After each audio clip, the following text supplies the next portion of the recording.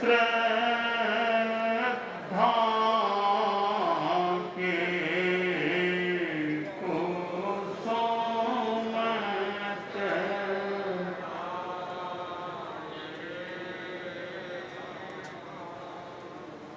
ऊंचे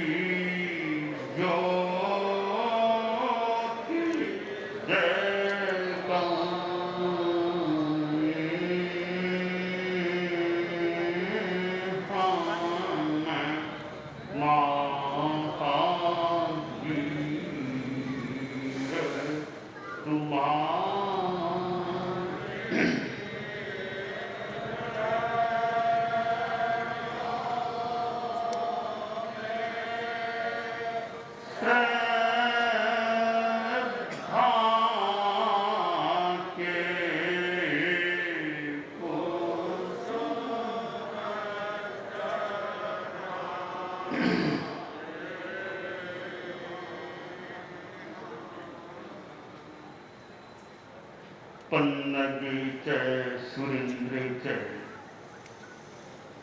कौशिके पाद संस्पृशि निर्विशेष मनस्काय श्री वीरस्वामिने नमः। आर्हत वाङ्मय में कहा गया है, नानेनम दंसनेनम च चरित्रेण तहेवय खंती ए मुक्ति ए वर्धमानो भवाहि। वर्धमान बनो, शांति में वर्धमान बनो, मुक्ति में वर्धमान बनो। आदमी के जीवन में आरोह अवरोह की स्थितियां आ सकती हैं। एक आदमी कभी आरोहण करता है तो कोई प्रसंग बनता है, कोई स्थिति आती है कि वह अवरोहण करने लग जाता है, अवरोहण हो जाता है। आरोहण करते करते करते बीच में अवरोहण हो जाता है। आदमी को कितना अप्रिय लग सकता है। पहाड़ पर चढ़ते चढ़ते ऊपर से नीचे गिर जाए तो शरीर भी क्षतिग्रस्त हो सकता है। और जीवन में आरोहण करते करते कभी अवरोहण होता है तो हमारा मन क्षतिग्रस्त हो सकता है। जब मन पर चोट लगती है, अपमान झेलना पड़ता है, उस समय हम कैसे शांत रह सके, सहन कर सके, यह एक महत्वपूर्ण बात होती है। जिंदगी में परिस्थितियां विपरीत, विरोधी, प्रतिकूल आ सकती हैं, उन्हें हम सहन कर सके।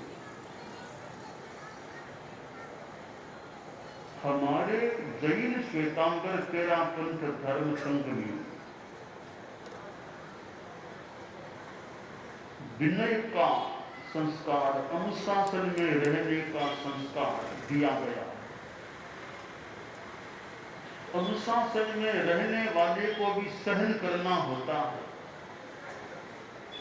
कभी उलाहना, डांट, कठोरता, कार्रवाई, अनुशासनात्मक कुछ प्रतिकूल स्थितियां आ सकती हैं, उनको भी हम समत्व भाव से और उचित विनय भाव से सहन कर सके,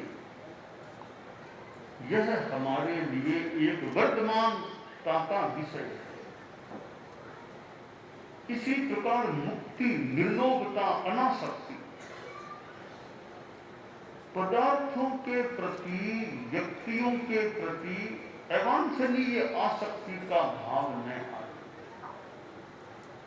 आसक्ति अपने आप में एक बंधन है, अनासक्ति अपने आप में मुक्ति होती है। हम अनासक्त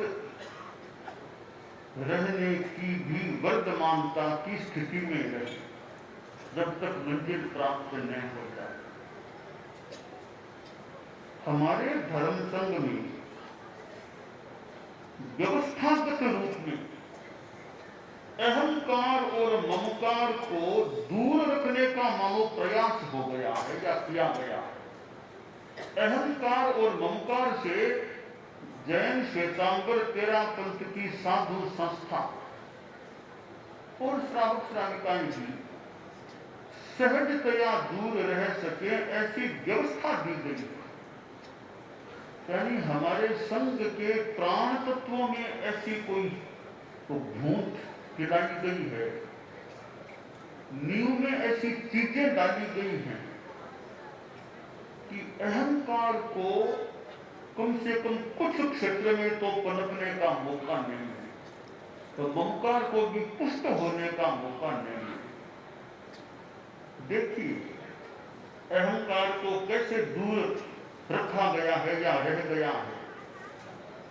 हमारे धर्म संघ के विधान में है, व्यवस्था में है, पद का उम्मीदवार नहीं बने। अब यह अपने आप अहंकार को मानो दूर रखने का प्रयास हो गया कि पद का उम्मीदवार कोई नहीं बने।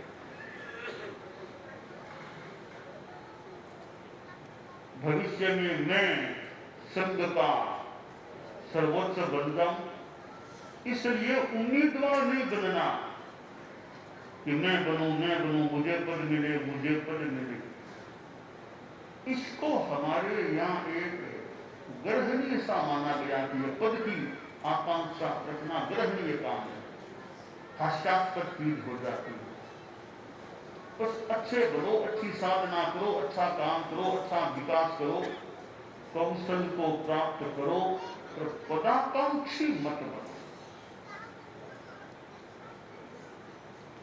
यह है हमारे पुरखों ने, हमारे संविधान ने, व्यवस्था ने अहंकार को दूर रखने का चाहे अनचाहे कैसे भी प्रयास कर दिया।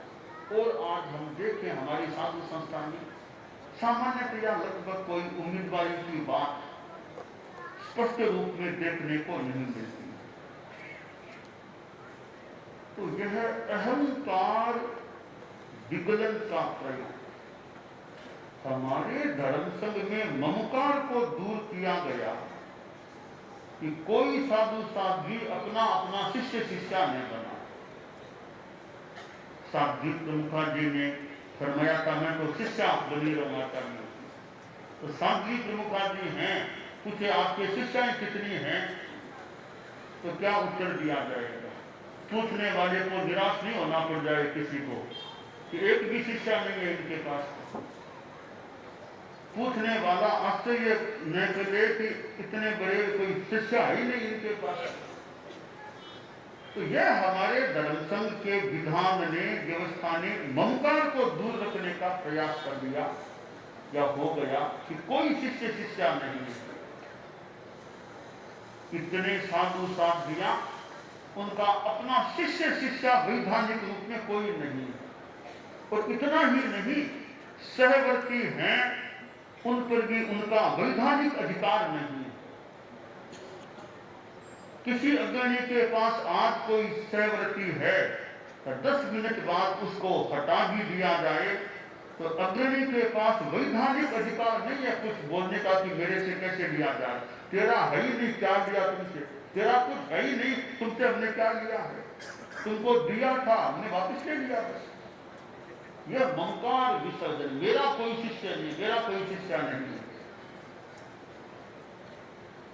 तो यह एक बहुत ही एक दृष्टि से ऊंची बात है कि साधु संस्था को मानो बचा लिया, ममकार से भी बचा लिया, अहंकार से बचा लिया, वरना अपना अपना चेला चेली बनाने का ही हो तो फिर जैसा जैसा मिले उसको भी चेला चेली बनाओ। योग्यता है कि नहीं, कैसा ही है, कान्या मान्या पुर तू चेलो में गुर, जैसे चेला बना लो। हमारी साधु संस्था को हम लगभग या प्राय तो मान लें ऐसी स्थिति नहीं कि कान्या मान्या पुर तू चेलो में गुर, ऐसा यह हमारे पुरखों ने, कहते पूज्यों ने, विधान ने, व्यवस्था ने ममकार को दूर रखने का प्रयास कर दिया। तो हम जिस धर्म संघ में जी रहे हैं उसमें व्यवस्थागत रूप में भी अहंकार और ममकार को दूर रखा गया है। हमारे धर्म संघ में व्यवस्था है कि सेवा की भी चिंता तुम मत करो। वृद्धावस्था में आ जाओगे, सेवा क्या होगी, कैसे होगी, इसकी भी चिंता मत करो। जितना संभव होगा व्यवस्था करने वाले ध्यान दें कि सेवा केंद्र में रखें, कहाँ रखें, कैसे रखें। इसलिए तुमको नहीं कि मैं शिष्य बनाऊं, मेरी सेवा करेगा। सेवा भी वैसे आचार्यों पर है कि वो ध्यान दे कैसे किसकी सेवा हो। सेवा का भी हमारे धर्म संघ में महत्वपूर्ण स्थान है कि इस माने में किसी को अशरण नहीं होना पड़े कि मेरी सेवा कौन करे, एकला रह जाए कोई, ऐसा नहीं। कोई तुम्हारे साथ, हमारे संघ में ऐसा नहीं कि एकला साधु कहीं बैठा, कोई उसके पास सामान्य ऐसा नहीं कि एकला कहीं रह गया। कोई विहार करना अलग बात है, वैसे एकला कहीं बैठा रहे, कोई सेवा करने वाला नहीं, ऐसी स्थिति आज की घड़ी में तो नहीं है। भविष्य में कभी हो ऐसी मंगल कामना है। यह हमारे धर्म संघ ने एक सुंदर व्यवस्था दी कि शिष्य मत बनाओ। इसका अर्थ यह नहीं तुम असहाय हो जाओगे, तुम्हारी सब सेवा संग करे, तुम्हारी सेवा संग करे, तुम अपना शिष्य क्यों बनाते हो। तो मुक्ति या निर्लोभता अनासक्ति की बात है कि न अहंकार को मौका मिले न ममकार को मौका मिले। इसके बावजूद भी कुछ कुछ विषयों में अहंकार आ सकता है, कोई ममकार भी हो सकता है। अहंकार किसी रूप में छद्मस्त है, आ जाए, मेरा नाम हो जाए, कुछ हो जाए, तो छद्मस्त, हम सभी छद्मस्त हैं। तो और हम अहंकार को, ममकार को विगलित करने का प्रयास करें। हमें अपनी आत्मा का हित करना है। साधुपन का मूल तो लक्ष्य आत्मा का कल्याण ही है। तो हमारा ध्यान आत्महित पर केंद्रित रहना चाहिए। केंद्र में हमारे आत्महित है। एक दृष्टि से देखें तो संग भी बाद में है, पहले आत्मा, हमारी आत्महित हमारा प्रथम मूल लक्ष्य है। हम आत्महित कर सकें, आत्मा का कल्याण हो, इस पर हमारा ध्यान केंद्रित रहे। अब केंद्र में आत्महित है तो एक और संग हित है और इधर शरीर हित भी है कि आत्मा का ही तो मूल है ही मेरा। मैं संग में जी रहा हूं तो मेरे द्वारा संग हित भी कैसे हो सके। साध्वी प्रमुखा जी ने कानू जी स्वामी की बात फरमाई, रेल मगरा वाले कानू जी स्वामी। अब जितना मैं समझ पा रहा हूं या मेरा एक मंतव्य बन रहा है, जैसा थोड़ा सुना या समझा है, कालू जी स्वामी ने संग हित का बड़ा ध्यान दिया। दालचंद जी स्वामी को आचार्य के रूप में मनोनीत करके उन्होंने संग हित को बड़ा महत्व दिया। अब गहराई में जाएं, व्यक्तिगत संबंध उनके कैसे भी रहे होंगे दालचंद जी स्वामी के साथ, परंतु संग हित के लिए उन्होंने मानो व्यक्तिगत बात को गौण कर दिया और उनको आचार्य के रूप में घोषित कर दिया। और कुछ अंशों में मान लें कि संघ को बचा लिया उन्होंने, संघ को बिखरने से मानो बचा लिया। कुछ अंशों में ऐसा माना जा सकता है। तो कालूजी स्वामी ने कितना संग हित का यह काम किया। और मैं परम पूज्य श्री डालगनी का भी स्मरण करूं, उन्होंने भी कितना बड़ा संग हित किया। और उन्होंने कहा कि भाई तुम लोग किसी को भी बना देते, उसको संग मानता ही मानता, क्या खास बात, जिसको बनाते मानता संग उसको। और दालगनी ने संघ हित का कितना काम किया कि मुनि कालू छापर को अपना उत्तराधिकार सौंपा या नामांकन किया।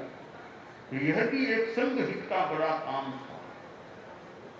तो हमारे मन में ये तो बहुत ऊंची ऊंची बातें हैं संघ हित की, हम छोटे छोटे विषयों में भी संघ हित को महत्व दे। मेरा व्यक्ति का नाम ठीक है, किसका नाम चला, कब तक चला, एक आदमी कब तक रहेगा, 100 वर्ष रह जाएगा, 105 वर्ष का कितना रहेगा। आदमी सदा नहीं, व्यक्ति नहीं, संघ हमारा लंबे काल तक चिरस्थायी हो सकता है।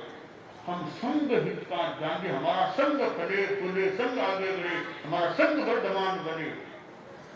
व्यक्ति व्यक्ति वर्धमान बनकर संघ वर्धमान बने। व्यक्तिगत स्वास्थ्य को महत्व न दे करके हमारा संघ हित कैसे हो, उस पर हमें दृष्टि रखनी चाहिए, ध्यान देना चाहिए। संघ हित है तो व्यक्तिगत हित को गौण कर देना चाहिए। संघ बड़ा हित हो रहा है, छोड़ो मेरे हित को।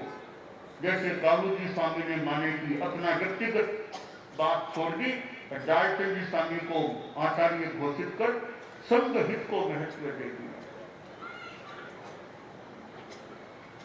तो आत्महित केंद्र में है, उसके बाईं ओर संघ हित है, और दाहिनी ओर हम शरीर हित, हम सबका शरीर ठीक रहे, स्वास्थ्य ठीक रहे, इस पर भी हमारा स्वास्थ्य भी वर्धमान और ज्यादा न भी हो तो हीयमान तो ज्यादा न हो।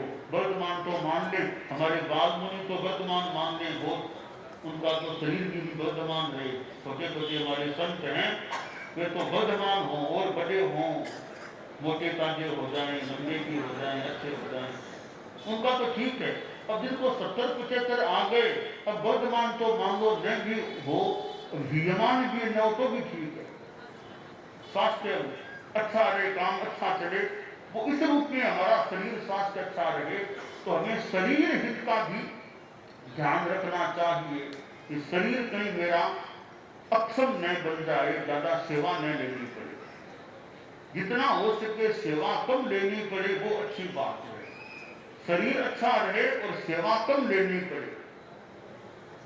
हमारी सेवा केंद्रों में साधु साधियां हैं, सेवाग्राही हैं, उनका भी रुझान यह होता भी होगा या होना चाहिए, रहना चाहिए कि सेवाग्राही तो हैं, जितने कम मात्रा में सेवाग्राही हैं उतना ठीक है। जितना काम कर सके उतना तो करें। मान लो गोचरी नहीं जा सकते, झोली नहीं उठा सकते, तो ठिकाने में सिलाई तो कर सकते हैं, वो कर दे, सिलाई रंगाई कर दे, कुछेवड़ियाँ सील दे, चौपटा सील दे। एक सिंगारा है, 2 सिंगारे, 3 सिंगारे, भाई ठीक है, मैं गोचरी पानी इतनी अनुकूलता नहीं है, तुम्हारे कपड़े मैं सील दूँ, कुछेवड़ियाँ मैं सील दूँ, तुम्हारे पात्रों की रंगाई यह काम मैं ठिकाने में कर सकता हूँ, बहुत अच्छी बात है। वो गोचरी पानी करते हैं, तुम ठिकाने में काम करो। तो जो काम हाथ हिलाते रहे, हाथ हिलाते रहे तो हाथ ठीक रह सकेगा। तो जो काम कर सके वो तो हम करें। युवा संत है, वो गोचरी पानी, वो बाहर का काम कर लें, घर का ठिकाने का काम थोड़े वृद्ध है कुछ, वो लोग कर लें।